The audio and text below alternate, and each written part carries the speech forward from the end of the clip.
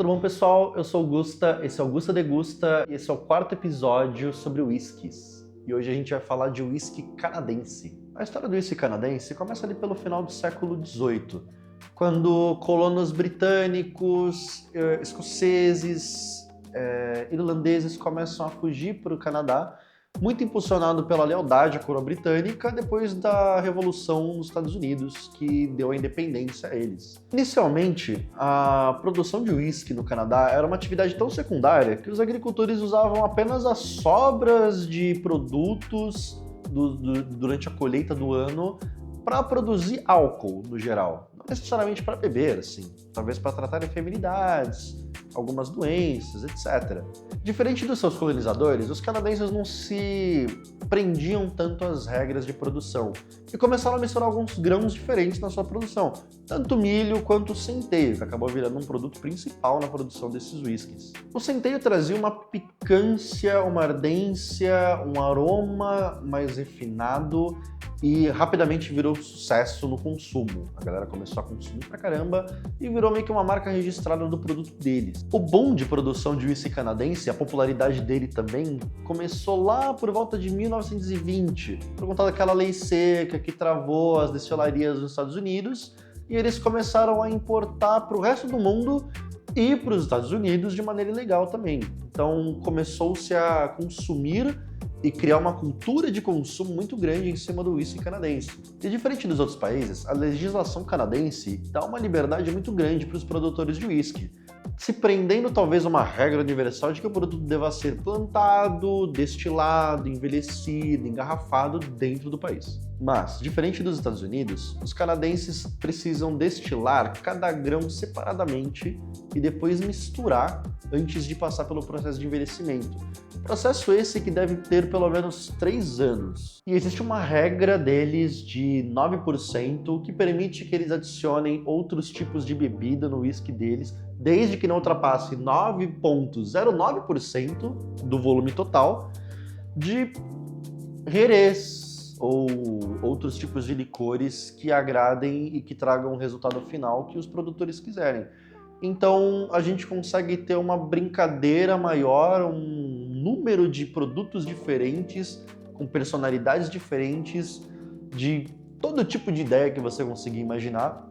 Existe um caminho para ser produzido, pelo menos no Canadá. Sendo muito sincero, eu procurei demais whiskies canadenses para conseguir trazer para vocês uma degustação, mas na falta dele, trouxe um similar. A gente vai fazer um coquetel com whisky de centeio, que é bastante popular no Canadá, e vamos pro coquetel. Bom, pessoal, é aquilo, na falta de whisky canadense, a gente procura o que é similar. Vamos estar utilizando um whisky de centeio, rye whisky americano, o Jim Beam, que, na minha opinião, é um whisky maravilhoso. A gente vai estar fazendo um Boothby Cocktail, não sei qual é a pronúncia correta, me ajudem aí.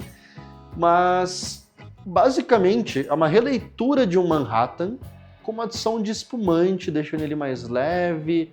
As bolhas deixam ele com uma secura que te ajuda a querer beber um pouco mais. Foi feito por um cara que segue o mesmo nome da sua assinatura. Era uma figura interessante, diferente na época, um bartender de renome, então bora conhecer esse coquetel.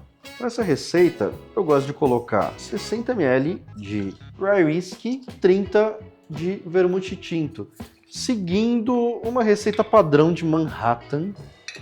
Não tem muito erro. Eu sei que tem gente que prefere tomar um Manhattan com um pouco menos de whisky, ainda mais considerando o rye, que é um whisky mais picante, um pouco mais forte. Mas como a gente vai adicionar um pouco do espumante, eu sei que ele vai dar uma cortada. 2 dashes de bitter de laranja para dar uma complexidade um pouco maior, trazer uma nota um pouco mais fresca, mais citricidade. Adicionamos gelo e vamos mexer esse coquetel. Como sempre, a gente mexe por aproximadamente 20 segundos, uma velocidade legal, suficiente para ele gelar bem e ficar bem diluído, sem passar do ponto e nem faltar diluição.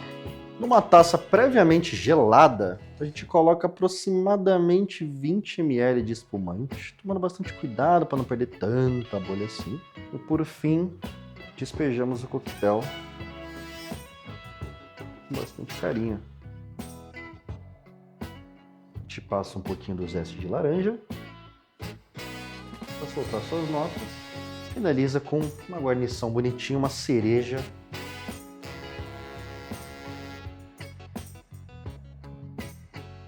Bom, então vamos lá.